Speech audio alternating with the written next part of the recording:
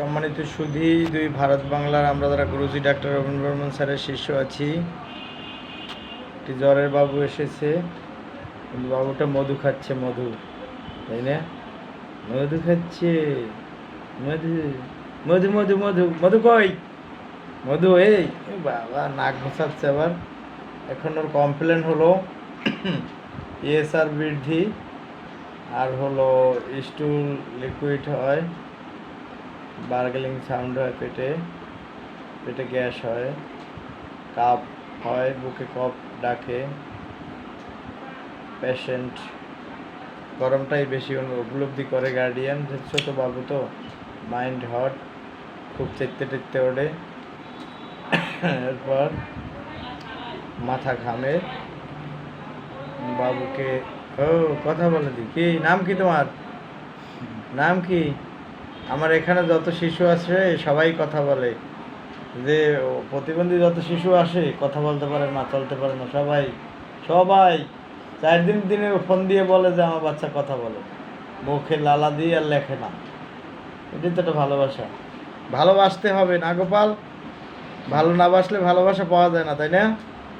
হ্যাঁ, high Gopal, high. গোপালকে দেখছেন, গোপালকে চায়না দিব, চায়না টুসি দেবো, যেহেতু পেটের সমস্যা আছে স্যারের সাথে, পেটও দেখবে, জ্বরও দূর হবে। আর ওর মা কি জ্বর আসার আগে বাবু ওর মা ঠান্ডা লাগাইছে, এরকম তো কিছু হয় নাই। মানে বাচ্চার গার্ডিয়ানের উপর কিন্তু নির্ভর করে, যদি বাবা না মার। রাত্রে ঘামায়, তো ঘামাইলেই করবা, তো পরবর্তীতে যখন আসবে তখন বাচ্চা সুস্থ অবস্থায় মায়ের ওষুধ খেতে হবে, এলে বাবু সুস্থ থাকবে। 2 দিন পর পর আর ডাক্তারের দ্বারস্থ হতে হবে না। অযথা একটা টাকা ইনকাম করতে অনেক কষ্ট, সেই টাকা তোমাদের জলাঞ্জলি দিতে হবে না, কারণ আমাদের ওষুধ খাবে একবার, বুকের দুধ খাবে 1000 বার, তাই না? এই জন্য বাবুকে সুস্থ রাখার জন্য মাকে ট্রিটমেন্ট দিতে হবে। এই কত কা এতে আমি একটু ডিশটা বানাইলে এক্ষুনি একটু সিনে খাওয়াই দিন, মানে গেজা ওঠে মুখে একসে, তাই? কবে থেকে আপনাদের কিরমি ঠেয়া দিয়েছেন পরে মনেরও গেজা দেন মুখে, এরকম নাকি? হ্যাঁ, তো কিরমি ডিস্টার্ব আছে।